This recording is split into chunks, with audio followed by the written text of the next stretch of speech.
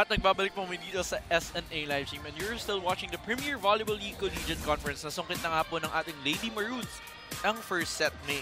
Yes, ayun. 25 for the Lady Maroons and 16 for the Lady Red Spikers. At kung hihimayin natin yon, May? Yes, we have the Lady Maroons got 11 attacks compared to the 6 of the Lady Red Spikers. While they got 3 blocks compared to the 2 of the Lady Red Spikers. Pero pantay sila sa service aces. Pero yun nga, nagkulang sila sa attacks and blocks. So, and also, factor na rin yung they committed so many unforced errors for the Lady Red Spikers. So, ang hinahanap natin dito sa panig ng ating Lady Red Spikers para makahabol ay ano sa tingin mo yung hinahanap natin?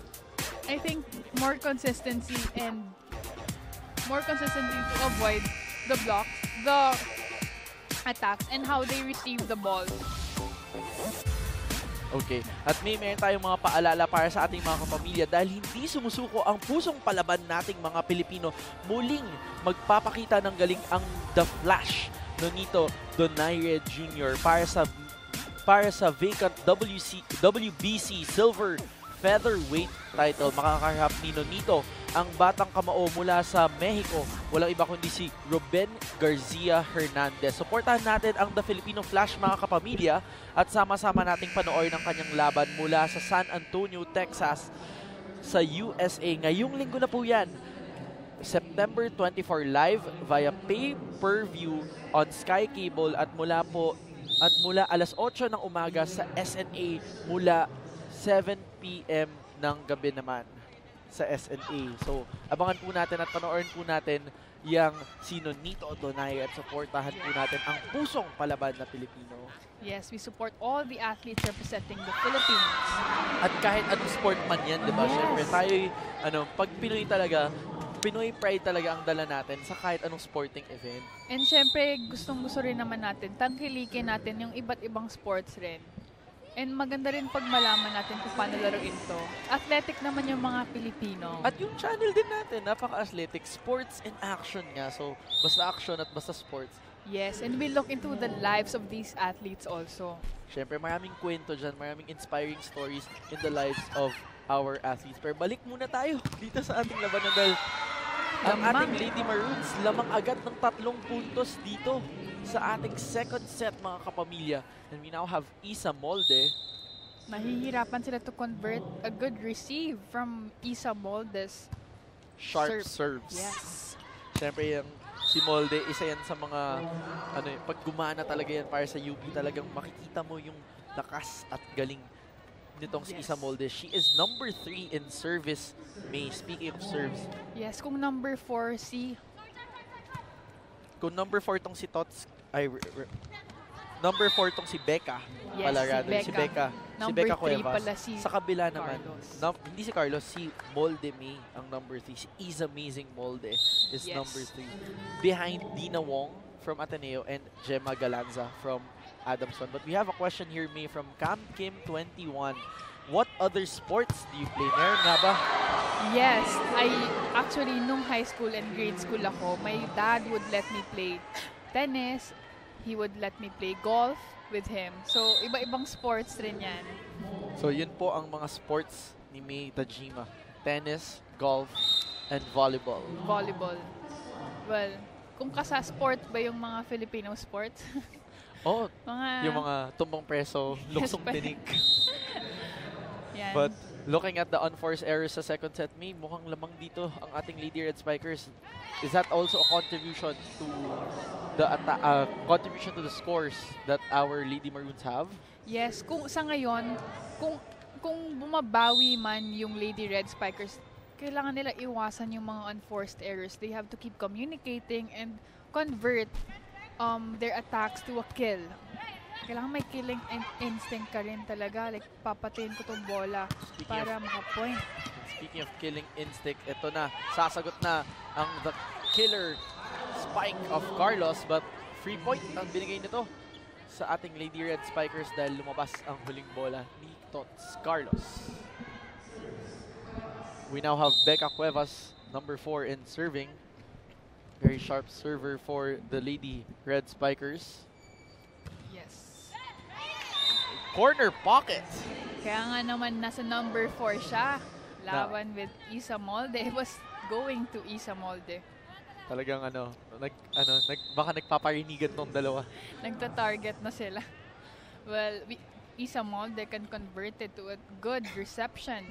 Let's see as Ayel Estañero prepare there to receive Dorog, unable to make that ball cross. Isa na lang po ang kailangan habulin dito ng ating Lady Red Spikers. Kanina pa nga lumalamang itong ating Lady Maroons, pero tingnan natin kung tuloy-tuloy ba ang paghabol dito ng ating Lady Red Spikers. Cuevas, another service ace for Cuevas. Yes, I think there was a factor na rin siguro yung pwesto ng mga receivers sa likod. In their first 2 games, at trivia, in their first 2 games, nakaharap na Cuevas ang TIP at ang Arellano coming into the CSB match. Yes.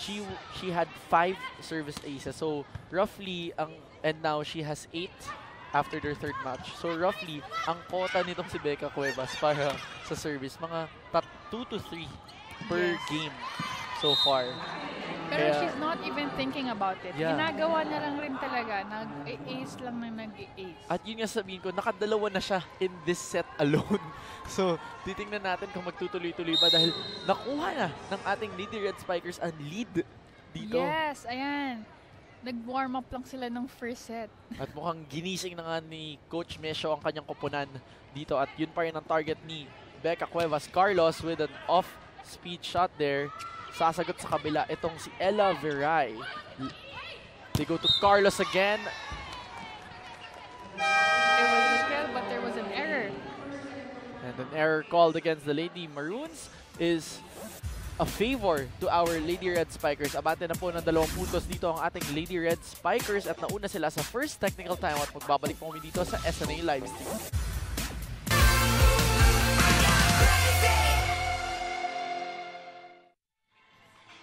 At nagbabalik po kami dito sa PVL Collegiate Conference. Nanonood pa rin po kayo kasama ni Sinjin Reyes at ni May Tajima. At huwag niyo pong kakalimutan gamitin ang hashtag na AskMay. I was gonna say PVL on ABS-CBN. Pasingit ka na dun nakita ko na Pero hindi, uunahan kita. Gusto ko yung tweets for today tungkol kay May Tajima muna. Yes, kung meron man. Ask away. And you can tag me and mention me at May Tajima. Yes. Yun naman. Pero syempre po mga kapamilya, kung meron naman po kayong ibang mga komento tungkol sa laro natin or sa laban natin today, don't forget to use the hashtag PVL on ABS-CBN. So, ganun lang po yan kadali. Hashtag PVL on ABS-CBN or kung diretso kay May yung tanong, ask me naman.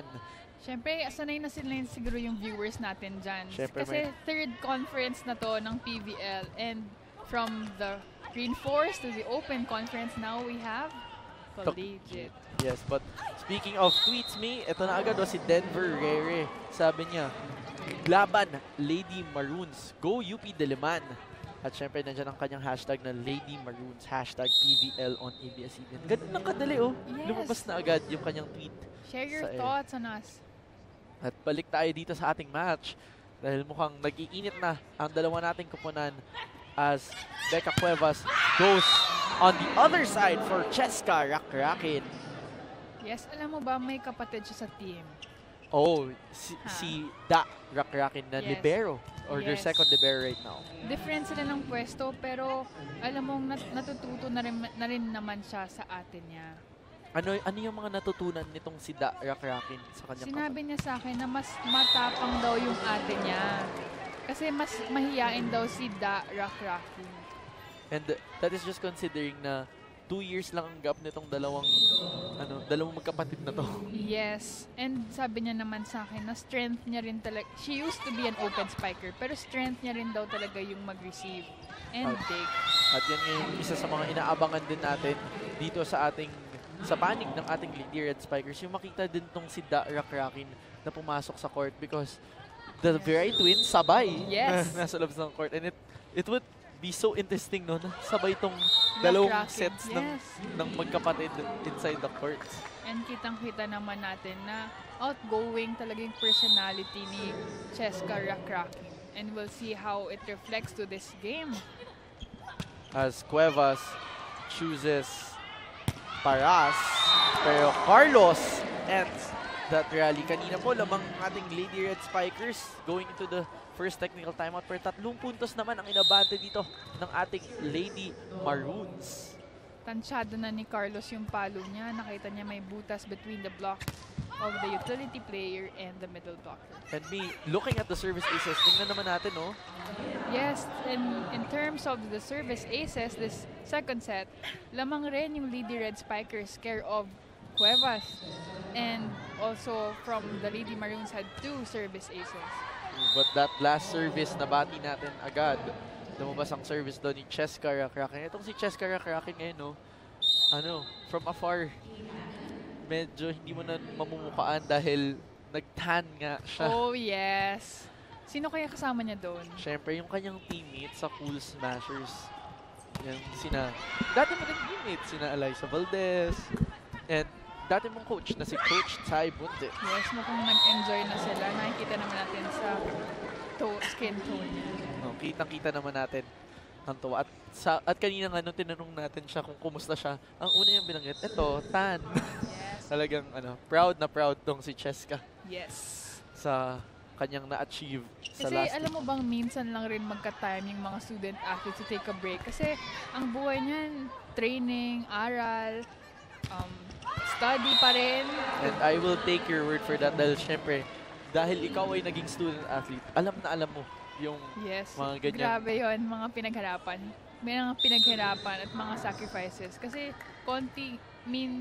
to be effective and to make a routine like that, hindi rin madali.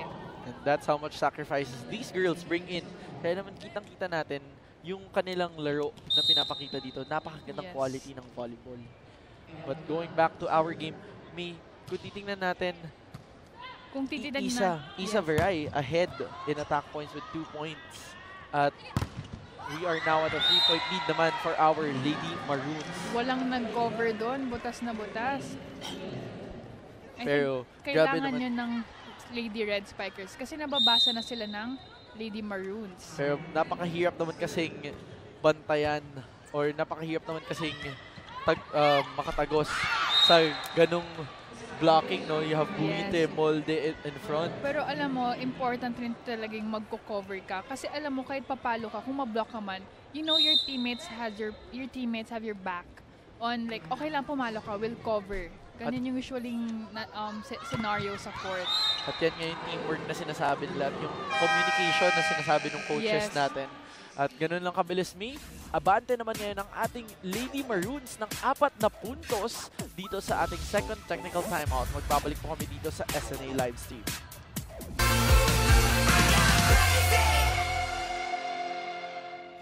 At nagbabalik po kami dito sa Premier Volleyball League Collegiate Conference. Nanonood pa rin po kayo mga kapamilya. Kasama ko si Sinjin Reyes. At syempre kasama din po namin ngayong hapon itong si Mary May Tajima. At yan naman, kitang-kita niyo po kami sa inyong mga screens. At syempre po, kung meron po kayong personal na katanungan para kay Mary May Tajima, don't forget to use the hashtag AskMay.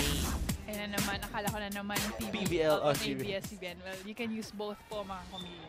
Pero syempre, kung personal na tanong for May Tajima, tweet nyo lang po kami using hashtag AskMay. Pero, ano sa tingin mo ang pagkukulang dito ng ating Lady Red Spikers? Bakit sila na unahan sa lamang naman ngayon ng ating Lady Maroons? Well, I think it's a mix of every skill. Kailangan nila mag-cover, kailangan nila to convert, and to start with a good receive na galing sa Lady Maroons. To make effective plays, kailangan nila ng plays para gumalaw-galaw rin yung mga players from the other side. At kitang-kita naman kasi natin, bantay na ng ating Lady Maroons. They're being very defensive on the net. Yes, that was ineffective. They utilized their middle para makapuntos and hindi na rin nababantayan gaano. Naghahabol dito ang ating Lady Red Spikers. 3 puntos na lang kailangan nilang habunin dito as we have Isa Veray on the service line. Masok yung spike. Nasa loob. Nice pick up there from Estaniera. She chooses Dorog. Dorog down the line. Sasagot sa kabila. Itong si Cheska Rakraken off the hands of Estaniero. kahit yung mga underhand backset ni Ayel, sobrang tansyado niya pa rin. Ang galing nung, kasi dahil naman setter siya before. At ito nga si Ayel Estaniero dati nung high school, spiker itong si Ayel. Tapos nung pumasok siya sa UP, ginawa siyang libero for 2 years. Tapos last season ng UAP, ginawang setter. Yes. Dahil sabi nga ni Coach Jerry about Ayel in her new position, nung naging setter siya, alam mo, sabi ni Coach Jerry, matalinong player naman kasi itong si Ayel at napaka witty daw niyang player. Kaya daw, she is a smart player. Kaya nga daw, nilipat siya to setting position nung nangailangan sila ng setter. And now, yes, she is back in the libero position. But let's not forget, last conference, May. Yes. At alam mo ba, Senj, na according to Kat De Lara, ngayon, bumalik siya as a libero kasi inadapt niya lang rin yung system ni Coach Jerry. Yeah, at yan yung sistema ni Coach Jerry, known for a lot of adjustments. Kasi, kung maalala natin itong si Ayala Saniero, last conference, in the open conference, naging open or utility spiker naman. Yes, she can do anything. The flexible girl from the Lady Maroons, Ayel Estaniero. At tumawag ng timeout sa kabila itong si Coach Mesho dahil 5 na ang nilobo ng lamang ng ating Lady Maroons. Yes, medyo dumidikit na yung Lady Red Spikers kasi mas dumadami na yung unforced errors ng UP with 6 and CSB with 4. However, in the attacks, as in, excel pa rin dito yung UP with 8 and CSB and the San Beda Red Lions with 5. And speaking of the Red Lions or the Lady Red Spikers rather, nag-tweet tong si Marco Formasis, go Rocket! Ayan na yung mga bedans natin na aktibo din naman pala sa social media. So i-tweet nyo lang po kami kung team Lady Maroons ba kayo or team Lady Red Spikers. And an update on the attacks, May. And currently, this second set, mas lamang ng 9 attacks ang UP and just 5 for the Lady Red Spikers.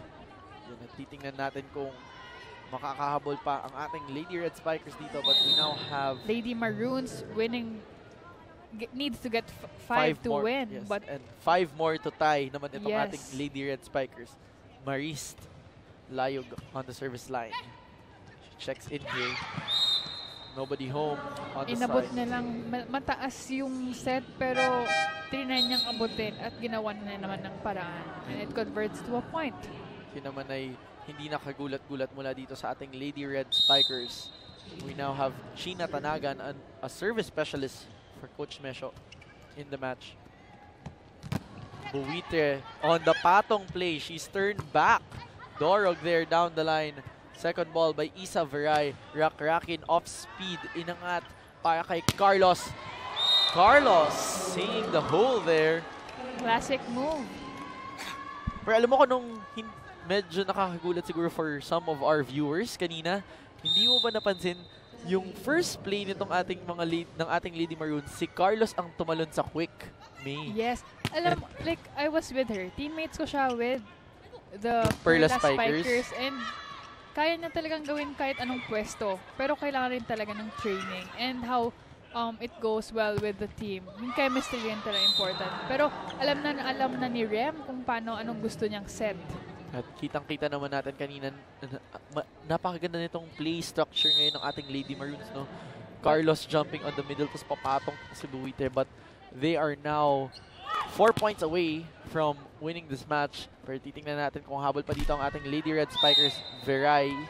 Isa Veray rather, turned back 4 touches called by the referee.